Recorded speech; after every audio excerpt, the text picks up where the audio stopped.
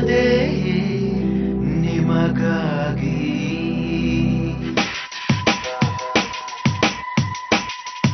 ಇದು ಬೆಂಗಳೂರಿನ ಅತ್ಯಂತ ವಾಹನ ದಟ್ಟಣೆಯ ಸಿಗ್ನಲ್ಗಳಲ್ಲಿ ಒಂದು. ನೋಡಿ, ಪೊಲೀಸರು ಸಂಚಾರವನ್ನ ನಿಯಂತ್ರಿಸಲಿಕ್ಕೆ ಎಷ್ಟೊಂದು ಕಷ್ಟಪಡ್ತಾ ಇದ್ದಾರೆ ಅಂತ. ಆದ್ರೆ ಬಹುತೇಕ ಮಂದಿ ನಿಯಮವನ್ನೇ ಪಾಲಿಸ್ತಾ ಇಲ್ಲ.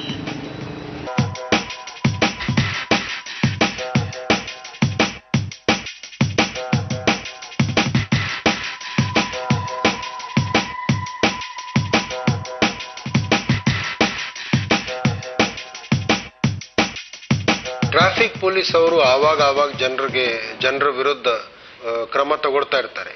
ಈ ವರ್ಷ ಸರಾಸರಿ 11 ತಿಂಗಳಲ್ಲಿ 82,000 ಜನರಿಗೆ ಆಗಲೇ ದಂಡ ಹಾಕಲಾಗಿದೆ. ಈ ಸಮಸ್ಯೆ ಸಾಲ್ವ್ ಮಾಡಕ್ಕೆ ಬರೀ ಪೊಲೀಸ್ ಅವರೇ ಕ್ರಮ ತಗೋಬೇಕು, ಪೊಲೀಸ್ ಅವರೇ ದಂಡ ಹಾಕಬೇಕು ಆ ಥರ ಯೋಚನೆ ಮಾಡಿದರೆ ಅದು ತಪ್ಪ.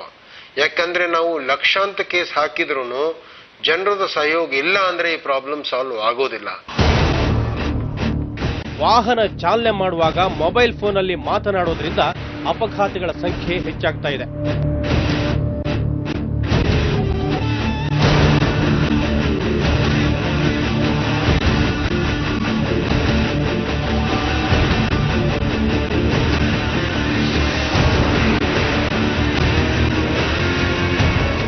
ಈ ವಾಹನ ಚಾಲನೆ ಮಾಡುವಾಗ ಮೊಬೈಲ್ ಅಲ್ಲಿ ಮಾತಾಡೋದು ಬಹಳ ದೊಡ್ಡ ಸಮಸ್ಯೆ ಆಗಿದೆ.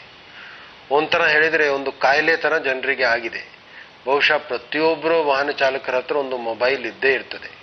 ಬಹಳಷ್ಟು ಕೇಸಲ್ಲಿ ನಾವು ನೋಡ್ತೀವಿ, ಒಂದು ಕೈಯಿಂದ ವಾಹನ ಚಾಲನೆ ಮಾಡ್ತಾರೆ, ಒಂದು ಕೈಯಿಂದ ಮೊಬೈಲ್ ಇಟ್ಕೊಂಡು ಮಾತಾಡ್ತಾ ಹೋಗ್ತಾರೆ.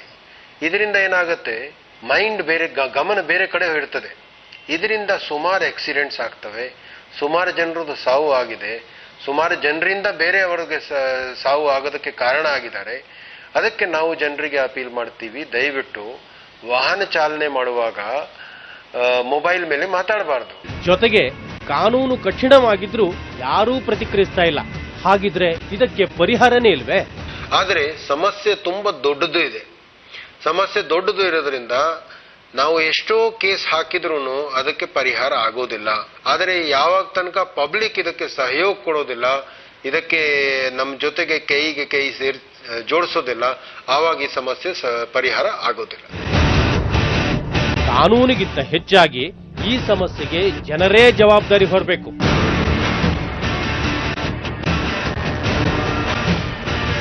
ಅಂದಹಾಗೆ ಈ ಸಮಸ್ಯೆ ಜನರಿಗೆ ಮನದಟ್ಟಾಗದ ಹೊರತು ಕಾನೂನು ನಿಯಮಗಳಿಗೆ ಯಾವುದೇ ಬೆಲೆ ಇರುವುದಿಲ್ಲ.